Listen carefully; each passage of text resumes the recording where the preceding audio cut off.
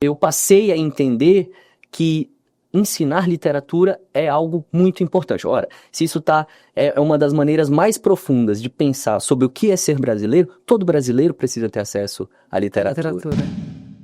O professor precisa conhecer a experiência musical dos seus estudantes. Sem isso, é impossível.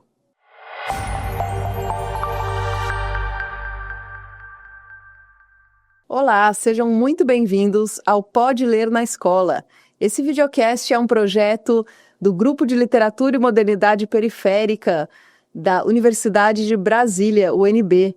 Eu sou a Luísa, doutoranda de literatura da UNB e professora da rede pública aqui do Distrito Federal. Pessoal, nesse videocast vocês vão acompanhar entrevistas com professores da universidade e da educação básica, do ensino técnico, procurando sempre articular a teoria e a prática na sala de aula. Esse episódio tem como tema a canção na formação do leitor literário.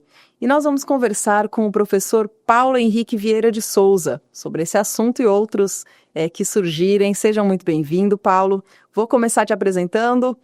Professor Paulo Henrique é formado em Letras pela Universidade Católica de Brasília, tem mestrado e doutorado em Literatura pela UNB, com pesquisa sobre canção popular comercial brasileira. Atualmente é docente da graduação e licenciatura em Educação do Campo, na Faculdade UNB Planaltina, atuando na habilitação em linguagens. Integra os grupos de pesquisa Literatura e Modernidade Periférica, Terra em Cena e Grupo de Estudos da Canção Popular. A partir da crítica literária dialética, dedica-se a temas como a formação do sistema literário brasileiro, ensino de literatura, experiência musical brasileira e canção popular comercial, literatura, canção e movimentos sociais do campo. Paulo, obrigada por aceitar nosso convite. Eu vou começar pedindo que você conte um pouco da sua formação como leitor literário e também da sua trajetória aí como professor. Olá, Luísa. Tudo bem? Eu agradeço a oportunidade de estar aqui conversando com você e também quero iniciar te parabenizando pelo projeto, né, tão importante para o nosso grupo de pesquisa e para a aproximação com essas questões urgentes do nosso tempo, né, da formação para a leitura literária, aproximação com a educação básica. Então, quero iniciar fazendo essa menção. Bom, a minha trajetória como leitor, acho que eu preciso também voltar à minha infância, né? E eu acho que ela foi muito favorecida pelo ambiente da minha casa, porque a minha mãe era professora de língua portuguesa e o meu pai, um amante de música de rádio e também de outras formas de, digamos assim, literatura oral. Então, na minha casa eu tinha com meu pai ali essa prática de ouvir canção de rádio, os discos que ele adorava, né? Geralmente discos de música romântica, dos grandes cantores brasileiros e de música sertaneja, né? Moda de viola e de contação de história. Meu pai contava muita piada, conta ainda, né? Conta muita piada, muito caso, assim. Então, todo esse universo contava muita história na hora de dormir, inventava história, né? Então, tudo isso favoreceu um universo simbólico muito rico. E da parte da minha mãe, que era uma pessoa mais séria, ainda também, eu tinha essa visão dos livros, né? E da prática docente, eu achava aquilo tudo muito solene, né? Então, a minha casa tinha muitos livros por causa da minha mãe. Nessa época, a escolha dos livros didáticos e paradidáticos, eles eram feitos... As editoras mandavam para casa dos professores. Então, chegava mais ou menos novembro, começava a chegar livro lá em casa. E então, minhas férias eram recheadas de livro. E é interessante, porque nessa época, ler, para mim... Também minha mãe lia muita revista, jornal, comprava gibi pra gente. Então... A prática da leitura era muito comum na minha casa e ela estava muito ligada a mesmo entretenimento, assim, era um momento de diversão, né? Lazer, né? De lazer. Então essas duas, né, tanto a literatura mais popular ali pelo seu pai e mais acadêmica aí com a sua mãe, né? Eu não diria que ela era uma literatura acadêmica, não. Ela era... É isso, assim, principalmente era literatura infantil, infanto-juvenil e coisas do cotidiano, assim, muito jornal e revista, né? Legal. E gibi. Mas era o ato de ler, né? Então, acho que eu vou retomar isso depois, mas acho que essa prática de pegar o objeto para ler e ficar sentado lendo, né? Eu tive a sorte de ter isso na minha casa, né? Então, e aí, só que é curioso, porque para mim a leitura, ela era só diversão mesmo. Então, até a minha adolescência, assim, eu lia sem nenhum outro compromisso, a não ser com a diversão. Né? E a reflexão sobre a própria, o texto, ela vinha muito mais pelas histórias orais, assim, né? Eu sempre tive talvez pela admiração que o meu pai tinha pelos cantores, eu ficava muito voltado para as letras e desde criança eu pensava, gente, como que uma pessoa consegue colocar as palavras numa certa ordem que fica tão bonito, né? Então, a minha reflexão sobre a forma, ela vinha muito mais pela canção. Curioso isso, né? Então eu ficava tempos pensando numa letra de canção, nas letras românticas, né? Então, nas histórias mesmo, eu decorava as histórias. Então eu tenho a impressão de que era mais reflexiva a minha prática com os textos orais.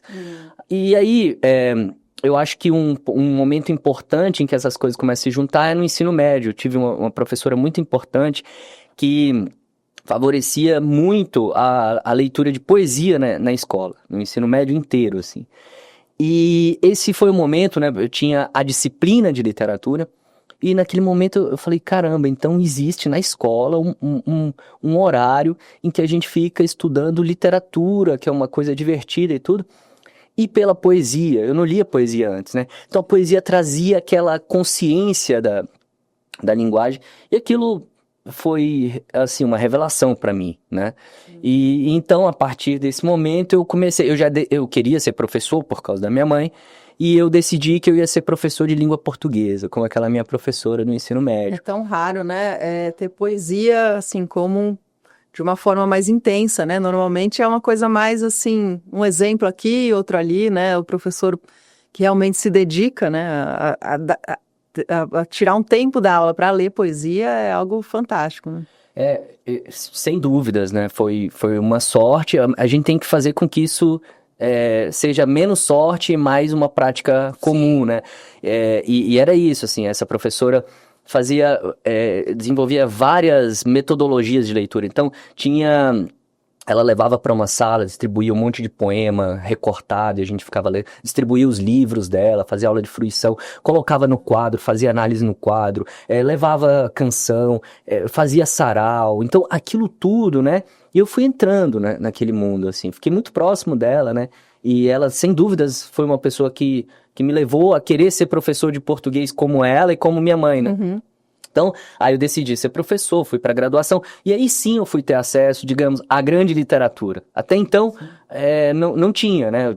Comecei ali no ensino médio, e aí fui entendendo a literatura como esse espaço dessa junção do prazer, que antes eu achava que era só entretenimento, com a reflexão, né? E ali eu me formei como professor buscando isso, né? Então, levar a literatura desse modo para a escola. Então... Perfeito. E aí você começou a dar aula para que segmento? A minha primeira experiência já foi com o ensino médio, mas depois eu passei, acho que fui para o ensino fundamental, depois para os anos finais, trabalhei com EJA, quando entrei na secretaria, trabalhei 3 anos com educação de jovens e adultos, tive experiência também no ensino superior, na educação privada, e o último momento em que eu trabalhei na educação básica, eu trabalhei com os anos iniciais, então, assim, eu tive a sorte, sim, e agora estou na educação superior. E agora está na UNB. Interessante.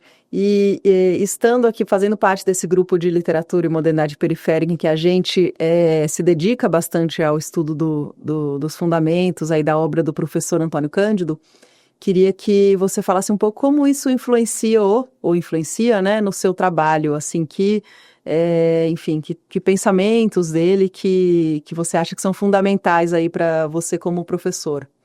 Olha, fazendo um trocadilho, a influência do Antônio Cândido foi decisiva na minha vida como estudante de literatura, como professor e na minha vida de uma maneira geral, né?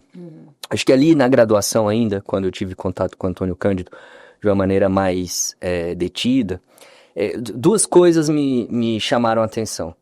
A primeira, e que me interessava muito na época, acho que um estudante de letras tem esse interesse, né? É assim, o aspecto do rigor com o texto literário, né? Sim. Então, toda a crítica do Antônio Cândido, ela parte do texto literário, faz uma leitura detida, uma leitura formal, assim, brilhante, né? E então, para você seguir os passos do Antônio Cândido, você tem que conhecer muito do trabalho com a forma literária. Ao mesmo tempo, isso não é um fim em si mesmo, né? O Antônio Cândido dá um sentido a esse trabalho com a forma, esse é o segundo aspecto, que tem a ver com a vida social, e no caso brasileiro, com a indagação sobre o país, né? Sobre o que é ser brasileiro, sobre o que significa as contradições de ser brasileiro. Então, essas duas coisas juntas, assim, elas me deram a possibilidade de entender aquele meu anseio, aquele meu gosto pela literatura e colocá-lo em outro lugar. Ressignificar a minha maneira de ver a literatura e a função de um professor de língua portuguesa e de literatura. Desse modo, então, eu passei a entender que ensinar literatura é algo muito importante. Ora, se isso é uma das maneiras mais profundas de pensar sobre o que é ser brasileiro, todo brasileiro precisa ter acesso à literatura. Então a função do professor de língua portuguesa, ela é importantíssima num país onde o acesso à literatura muitas vezes se dá só na escola.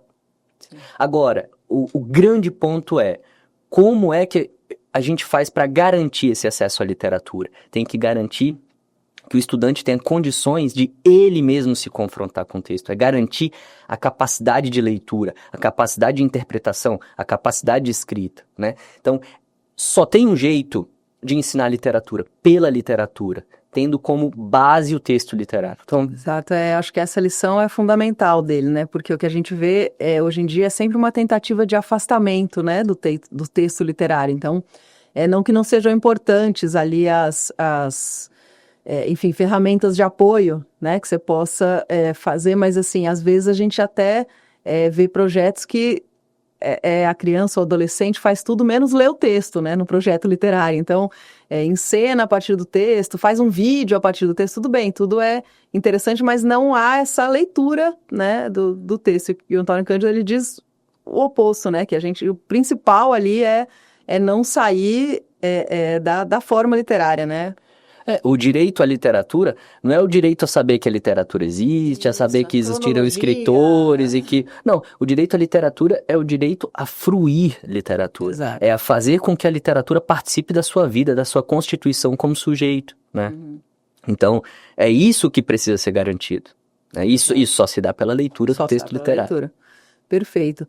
Entrando um pouquinho aqui no tema do nosso podcast de hoje, nosso episódio de hoje, como é que a canção... Você falou bastante aí da influência da canção na sua infância, né? Mas como é que entrou aí em sala de aula, né? A gente sabe que a canção é uma ferramenta pedagógica aí que é bem utilizada nas escolas, desde a educação infantil, tem as músicas e tudo mais. Mas, assim, em relação à formação de leitor literário, né? Como que qual que você acha que é o papel da canção nesse objetivo de formar leitores, ouvintes, críticos, enfim? Olha, você menciona a canção como uma ferramenta pedagógica na educação infantil, né? Eu acho que é um ótimo exemplo pra gente, porque é onde esse trabalho é mais bem feito no nosso tempo, né? Ali na educação infantil, aquele é o nosso modelo. Se a gente se lembrar, ali na educação infantil e nos anos iniciais, eu diria, sim, né? Do ensino fundamental. A canção aparece envolvida nas brincadeiras, né? Às vezes a canção ela é o motivo de um jogo, de pular corda, a parlenda, muito próxima da canção, né? e aqueles versos, eles vão criando uma sensibilização à palavra como um recurso estético, a palavra como jogo. Tanto é que observa como tem algumas canções cantadas na escola, quando a gente era criança, ainda são cantadas hoje em dia, que elas já não estão mais ligadas a jogo. Elas são canções que se bastam. Por exemplo, Borboletinha. Pelo menos, até onde eu me lembro, Borboletinha não tinha nenhuma brincadeira. Simplesmente se cantava aquilo, né? Pelo prazer daquele modo de encadear as palavras, e tem sempre um quê de absurdo nessas canções, né? Sim. E tudo isso é uma sensibilização poética, né? Da forma literária, assim. Do ritmo, né? Do Bater a ritmo. palma, Marcha Soldado. Das imagens. Como é que é?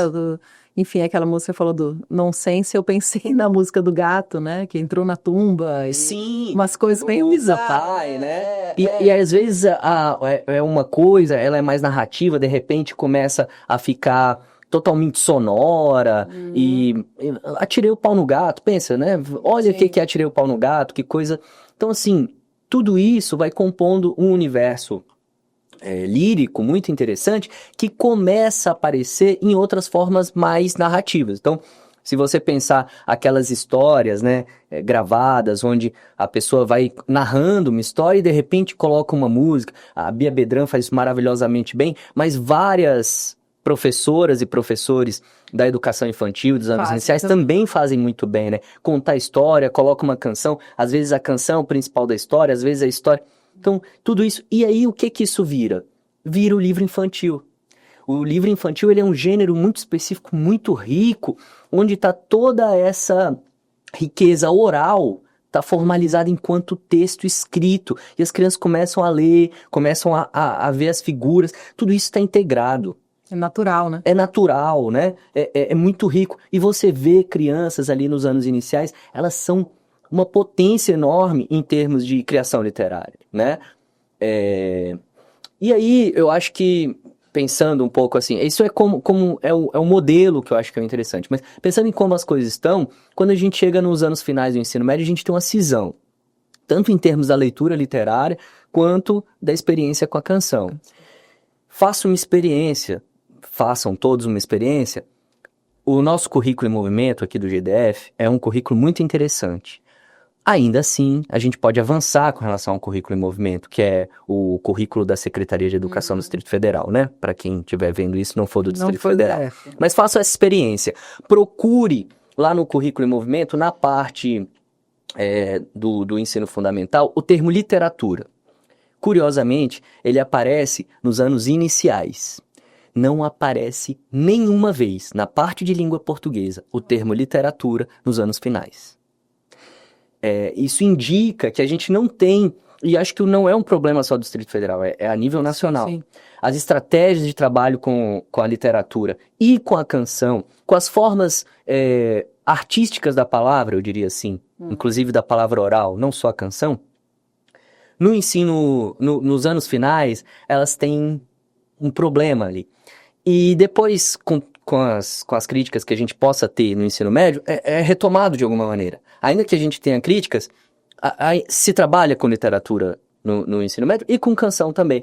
Agora, esse momento dos anos finais... Fundamental 2, né? Fundamental 2, eu tenho a impressão de que ele é crucial e a gente está perdendo. Sim. Então, seria muito importante... a gente tem que se voltar como pesquisadores, como professores da educação básica, a gente precisa se voltar a esse momento. Porque eu tenho a impressão, aí eu falo de impressão, a gente precisa pesquisar junto, nós da universidade, junto com os professores, né? A gente precisa pensar em que é que precisa ser feito nesse momento. Eu tenho a impressão, pelo contato que eu tenho com as crianças ali no finalzinho dos anos iniciais, do Fundamental 1, que esse é o momento da gente começar a criar um repertório mais robusto de leituras, de canções, para que essas canções, digamos, da tradição brasileira, né, os poemas, os grandes poemas escritos em língua portuguesa, eles também façam parte do repertório desses estudantes. Mas dessa maneira viva, como é feito lá nos anos iniciais. Para lá no ensino médio a gente começar a sistematizar isso. Sim, essa é a minha impressão. Não, eu nunca tinha pensado nessa lacuna mesmo, né? Eu tinha pensado como um todo, né? Mas realmente, aqui pensando até nos meus filhos, tem isso mesmo, some um pouco do currículo, né? No Fundamental 2. Tem um trabalho, mas ele é marginal. Ele né? é mais aleatório, não é uma coisa mais... Quando lá nos anos iniciais, ele é central. E lá no ensino médio, ainda que não seja central, ele tem um espaço reservado. Nos anos finais, ele é muito marginal. Sim. Às vezes nem acontece. Eu queria que você falasse um pouco, Paulo, da sua experiência, então, com canção em sala de aula, né? Quais que são os principais desafios, né, do professor hoje que quer dar canção, acaba muitas vezes fazendo isso de uma forma mais intuitiva, né? Põe a música, não sei como que é em relação a esse seu metodologia, né? Assim, como é que você leva esse trabalho aí em sala de aula? Como é que tem sido? Olha, a discussão sobre o trabalho com canção em sala de aula ainda é muito incipiente no contexto acadêmico. Uhum. E eu tenho trabalhado com isso, tenho tentado criar algumas coisas junto com outras pessoas nesse grupo de pesquisa que você mencionou, né, o grupo de pesquisa de estudo da canção popular, lá da UFSCar. Então a gente vem pensando nessas coisas todas. Mas há uma série de desafios que estão colocados ao professor que não são resolvidos individualmente, né? Eu diria que o primeiro deles é curricular mesmo. Talvez antes ainda, o primeiro seja a gente pensar no lugar da canção e da literatura na cultura brasileira hoje, né? Assim, e digo até em termos de política cultural, né? Eu tenho a impressão de que tanto a literatura quanto a canção, elas nos interessam principalmente na medida em que elas são capazes de formalizar uma experiência nacional em determinado momento da nossa história. Então, como eu disse, né, é um direito por isso. Ela nos é interessante por essa razão, porque ela nos ajuda a pensar o nosso lugar no mundo. Quem nós somos, né? Quem nós somos. E, de repente, isso tem se perdido, assim. Acho que, em certa medida, por uma série de razões, mas porque a gente tem uma certa deficiência de política pública de cultura, né? De promoção da leitura, de bibliotecas, e isso na canção é mais grave ainda, né? Qual é a política pública de promoção das canções que a gente julga que são importantes para questionar a nossa história como país, né? Até onde eu vejo, não há nenhuma política pública nesse sentido. Então, a centralidade da literatura brasileira e da canção na cultura brasileira precisa ser defendida como um projeto coletivo de país. Sim. Esse é o primeiro ponto. E aí a escola é uma parte disso, né? E aí a gente vai ter as nossas discussões dos currículos estaduais, dos projetos políticos pedagógicos dentro de cada escola. Uhum. Isso vai demandar um esforço dos professores e da comunidade escolar que muitas vezes a gente não tem por causa das condições de trabalho dos professores. Então, entra aí uma luta política de categoria pelas condições de trabalho dos professores, né? Pela necessidade de aumento. Nós aqui no GDF temos a jornada ampliada, com 10 horas da nossa carga horária garantida para coordenação pedagógica. A gente precisa aumentar esse tempo de coordenação pedagógica. Do planejamento. Né? Porque é o tempo de planejamento, de trabalho, de pensar o PPP. Então, todas essas coisas são desafios que estão colocados para a gente pensar como é que vai ser trabalhada a canção e a literatura como atividades irmãs, né? E aí eu acho que depois da gente pensar nisso, tem esse âmbito mais individual, né? Que, ora, se o professor pretende formar um estudante capaz de ter acesso a todo esse repertório, ele precisa também viver esse repertório, né? Então, é importante que ele seja um leitor, que ele seja um ouvinte da música brasileira, né? Que ele vivencie essas coisas. E ser um ouvinte assíduo, atento e crítico, no sentido mesmo de fazer o exercício da crítica, o exercício de ler, de se deter em cada canção, em cada poema, né? E, a partir disso, também buscar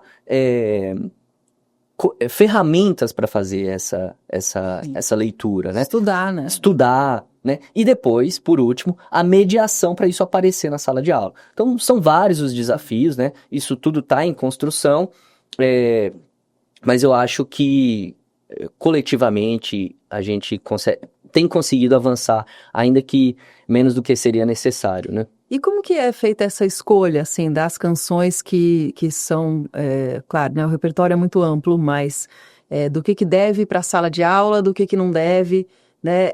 Eu não sei se existe um critério que é mais levar em consideração o contexto ali dos alunos, o que eles gostam, o que eles já escutam, ou não, oferecer algo de diferente, de novo, mas que também tem o risco de ter, talvez, pouca aceitação, né? Como que você faz isso no dia a dia?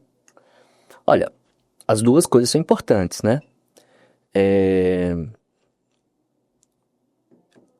Eu acho que uma coisa que é incontornável, assim, o professor precisa conhecer a experiência musical dos seus estudantes.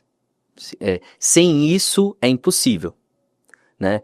Então, daí a importância também desse tempo de planejamento, né? A minha prática, já há muitos anos eu fazia um pequeno questionário e distribuía para os estudantes, depois eu fazia uma... Eu juntava esse resultado para ter uma ideia ali de qual era a cultura musical dos meus estudantes. A cada escola que eu ia, mais ou menos a cada ano eu fazia isso. Hoje em dia, com o Google Forms é muito mais fácil, né? Eles preenchem lá e você... Você manda para os estudantes, manda para as famílias, fala para eles mandarem, sabe? Famílias. Fala para eles mandarem para os colegas. É bom você ter o máximo da comunidade. Da comunidade. Porque sem isso, você não tem como iniciar um processo, né? E a riqueza musical desse país é absurda, né? Então, você tem que entrar em diálogo com isso. Sem diálogo com a experiência dos estudantes, não se faz nada, porque isso vai aparecer na sala de aula. E se você não souber lidar com isso, o seu planejamento vai estar comprometido, né? Então, uma postura arrogante, né? E se isso não aparece, isso vai marcar uma presença / ausência pelo silêncio, pelo não envolvimento. Então, é primordial você conhecer. E aí, em que medida você vai utilizar esse material musical dentro da sala de aula vai depender do planejamento e da sua relação com aqueles estudantes e de onde você pretende chegar, né? Mas é claro que a gente deseja garantir um acesso amplo às várias linhas de força da expressão musical cancional brasileira, né? Então, esse contato com a experiência musical local é primordial, mas ele tem que ultrapassar também essa experiência imediata que a comunidade já tem, né? Sim, oferecendo ali novos, o que para eles será novo. Né? E ainda, às vezes, até um olhar novo sobre o que eles já fazem, porque a gente sempre ganha em refletir com concentração sobre os objetos humanos, né, produzidos pela humanidade. A gente sempre ganha. Então, às vezes, aquilo tá ali e os próprios estudantes não tinham consciência plena do que eles faziam, né? Então, só isso já vale a pena, né? E, é claro, isso vai chamar outras coisas, porque as manifestações culturais, elas estão ligadas, né? Elas estão enraizadas na história.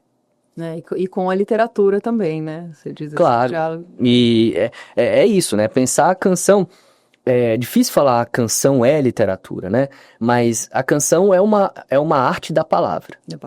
E nesse sentido ela está ligada à expressão literária escrita, né? E como que tem sido esse trabalho com a canção? Você também agora está dando aula na UNB em Educação do Campo, né? Queria que você falasse um pouquinho dessa experiência. Foi esse ano? Esse ano. Foi esse ano. E como que tem sido, você tem usado a canção, né, nessa área? Olha, tem sido importante, eu já falei algumas vezes aqui, nessa ideia de que a canção é uma expressão da palavra oral, né? E a cultura das populações ligadas à terra, né, que são os estudantes da licenciatura em Educação do Campo, né, campesinos, quilombolas, indígenas, né, ela ela tem uma expressão oral muito forte, né? A riqueza da oralidade ali, ela é central. Então,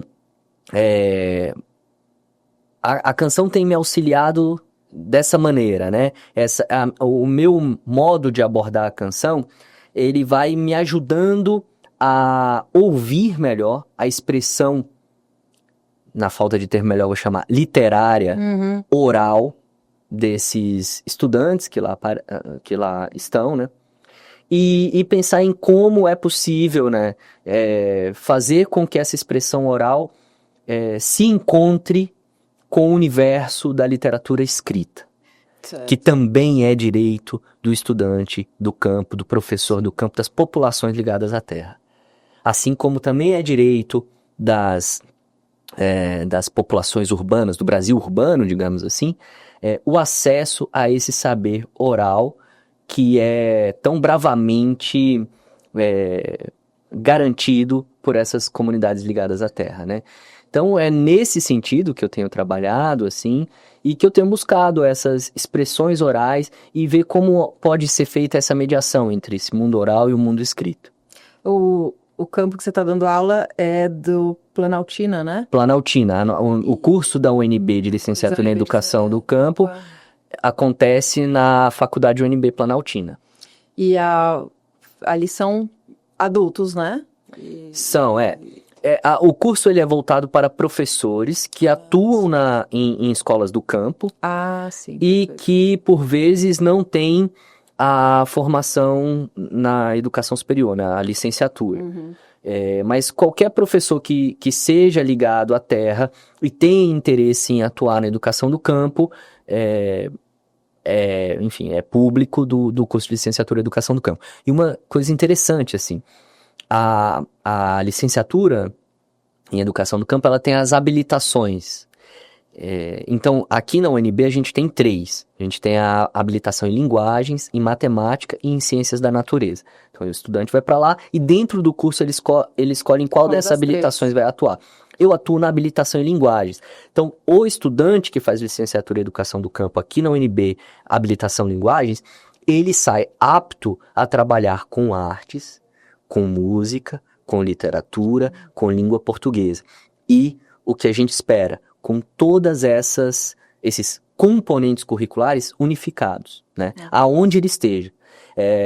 E essa é uma tentativa prática de superar essa disciplinarização, né? E de ir retomando essa unidade do conhecimento, das artes, da literatura, das humanidades, que está na vida, né? Assim que os objetos se apresentam na vida. Sim, não, uma unidade e muito rica, né? Precisa ser retomada.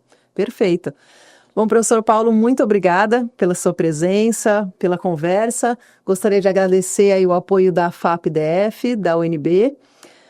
Você que está nos assistindo, quer comentar, quer sugerir algum tema ligado aí ao ensino de literatura, ao trabalho dos professores com linguagens, a gente tem nosso Instagram,